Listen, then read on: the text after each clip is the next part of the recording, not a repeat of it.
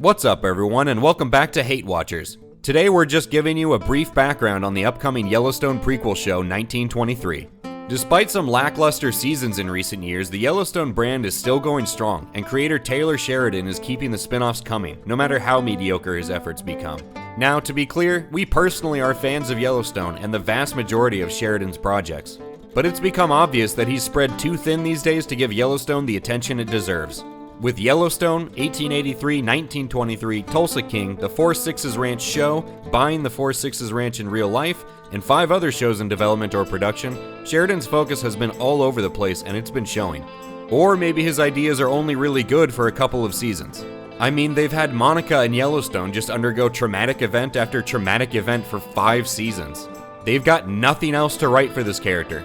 Just have her sad, serious, depressed, and annoying for another season. Great idea! But again, in general, we're still fans of Sheridan and think he's capable of great things. Yellowstone is still good as well, it's just not what it was in the first 2 or 3 seasons.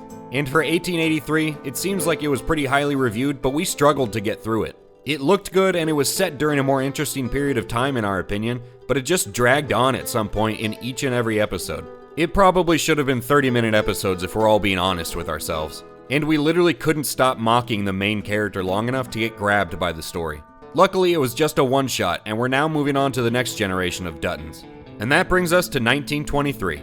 Originally titled 1932, 1923 is the latest entry in the Yellowstone world, and it promises to tell the tale of the Dutton family's ancestors during the Great Depression. Just kidding, that was the original tagline when the show was still called 1932. It's been clarified that the Great Depression in question is Montana's Great Depression, which makes more sense since the show takes place 6 years before the Great Depression we all know and love began. There's also a mention of this story being set amidst the end of Prohibition, but Prohibition in the US didn't end until 1933, so it seems like someone forgot to edit this part out. They also threw in that the Duttons will face, quote, an epidemic of cattle theft. The synopsis also goes on to mention that the Duttons will face historic drought and pandemics, so we'll be watching for the COVID and climate change references that are as subtle as a brick in your oatmeal. We'll see the Duttons struggling to keep their ranch and their land in the immediate aftermath of the 1918 Spanish flu pandemic and World War I, and during Montana's Great Depression.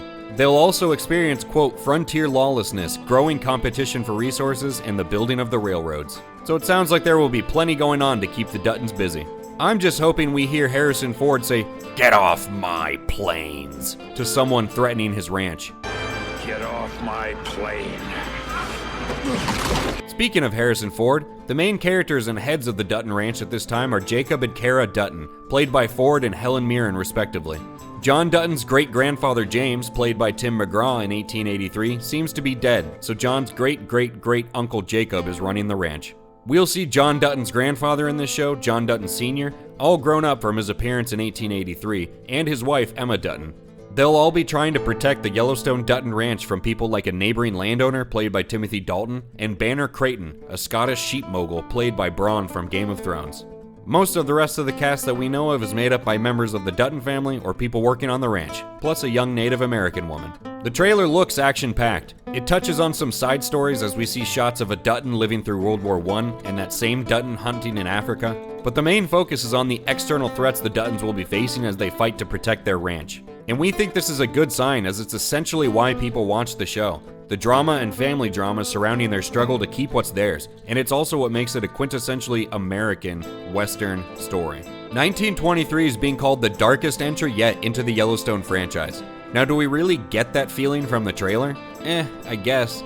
There's some dark-looking scenes and situations, but if you go back and watch the 1883 trailer, it looks way darker than this one, and it didn't end up being a particularly dark show. So for now, we'll just have to take their word that this show is going to be the darkest one yet. 1923 is premiering on December 18th and is going to air every Sunday for 8 weeks, not even taking a break for Christmas. This show will more than likely run just one season. There was some potential that its predecessor 1883 would get a second season, but it seems to have been sidelined for this story instead. But 1923 is described, though not officially labeled, as a limited series, and that usually means one season unless the ratings just go through the roof. I think the door is open on this one, and they'll see how it does before calling it one and done.